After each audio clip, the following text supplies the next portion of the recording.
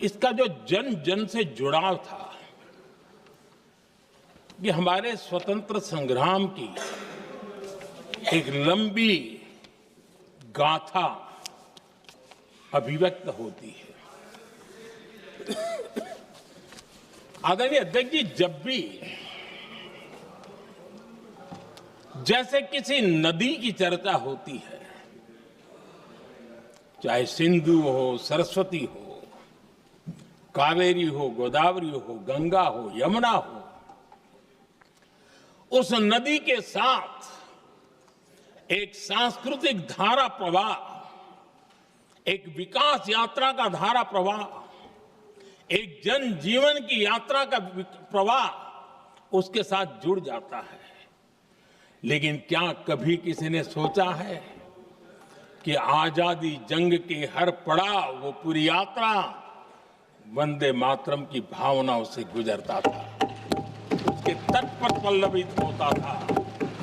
ऐसा भाव काव्य शायद दुनिया में कहीं उपलब्ध नहीं होगा।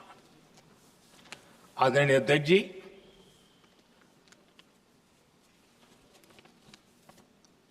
अंग्रेज समझ चुके थे कि 1857 के बाद लंबे समय तक भारत में टिकना उनके लिए मुश्किल लग रहा था। और जिस प्रकार से वो अपने सपने लेकर के आए थे, तब उनको लगा कि जब तक भारत को बांटेंगे नहीं, जब तक भारत को टुकड़ों में नहीं बांटेंगे, भारत में ही लोगों को एक दूसरे से लड़ाएंगे नहीं, तब तक यहां राज करना मुश्किल है। और अंग्रेजों ने बांटो और राज करो इस रास्ते को चुना और उन्होंने बंगाल को इसकी प्रयोगशाला बनाया, क्योंकि अंग्रेज भी जानते थे वो एक वक्त था जब बंगाल का बौद्धिक सामर्थ्य देश को दिशा देता था, देश को ताकत देता था, देश को प्रेरणा देता था। और इसलिए अंग्रेज भी चाहते थे कि बंगाल का ये जो सामर्थ्य है वो पूरे देश की शक्ति का एक प्रकार से केंद्र बिंदु है। और इसलिए अंग्रेजों ने सबसे पहले बंगाल के टुकड़े करने की दिशा में काम किया।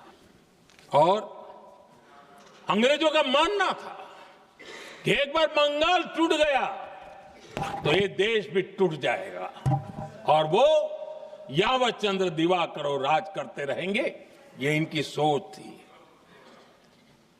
1905 में अंग्रेजों ने बंगाल का विभाजन किया, लेकिन जब अंग्रेजों ने 1905 में ये पाप किया तो वंदे मातरम चट्टान की तरह खड़ा रहा। बंगाल की एकता के लिए वंदे मातरम गली गली का नाद बन गया था और वही नारा प्रेरणा देता था। अंग्रेजों ने बंगाल विभाजन के साथ ही भारत को कमजोर करने के बीच और अधिक बोने की दिशा पकड़ ली थी। लेकिन वंदे मातरम